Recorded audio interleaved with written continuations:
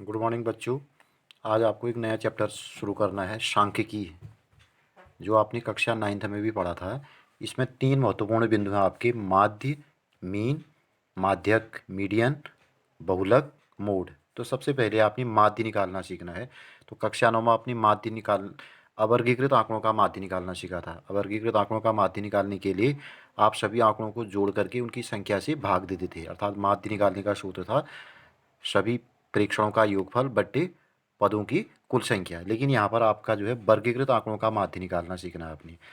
तो यहाँ पर माध्य निकालने की 3 विधियाँ आपने सीखनी है। तो सबसे पहली विधि है आपकी प्रत्यक्ष विधि, दूसरी विधि है कल्पित माध्य विधि, तीसरी विधि है पद विचलन विधि। तो सर्वप्रथम हम प्रत्यक्ष विधि, जिसको डायरेक्ट मेथड कहते हैं, इसका प्रयोग करना सीखेंगे। तो इस विधि में माध्य निकालने का जो सूत्र है आपका वो होता है सिग्मा एफ एक्स बट्टे सिग्मा एफ। यहाँ पर जो लेटर आए हैं, एफ का अर्थ होता है बारंबारता, फ्रीक्वेंसी, एक्स है मिड पॉइंट या मध्य बिंदु, वर्ग चिन्ह भी कहते हैं।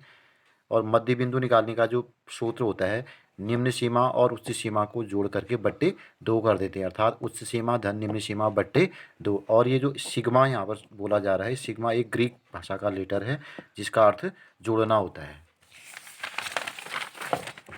अब आपको जो है एक छोटा सा प्रश्न यहाँ पर मैं सॉल्व कर रहा हूँ। इस प्रश्न को आपने ध्यान से सीखना है।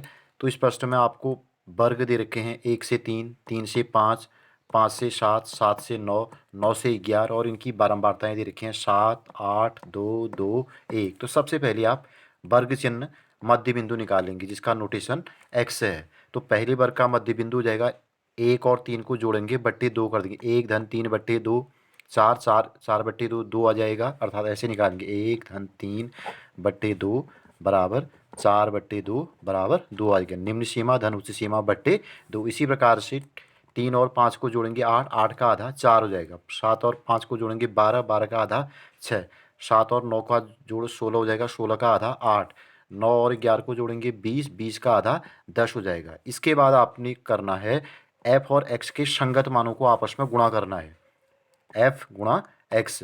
तो सबसे पहला 7 को 2 से गुणा करेंगे, 7 दूना 14, 8 को 4 से गुणा करेंगे, 8 चौको 32, 2 को 6 से गुणा करेंगे, 2 छक्का 12, 2 को 8 से गुणा करेंगे, 2 अट्ठे 16, 1 को 10 से गुणा करेंगे, 10 एकम 10। इसके बाद आपने योग करना है।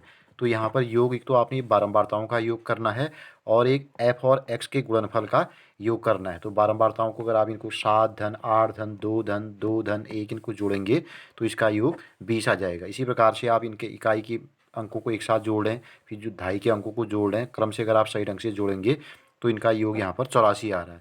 इसके बाद आपने माध्य बराबर सिग्मा एफ एक्स बट्टे सिग्मा एफ, यहाँ पर आई लगाना कोई ज़रूरी नहीं है, अगर आप चाहें तो इसको एफ आई एक्स आई के तौर पर भी लिख सकते हैं।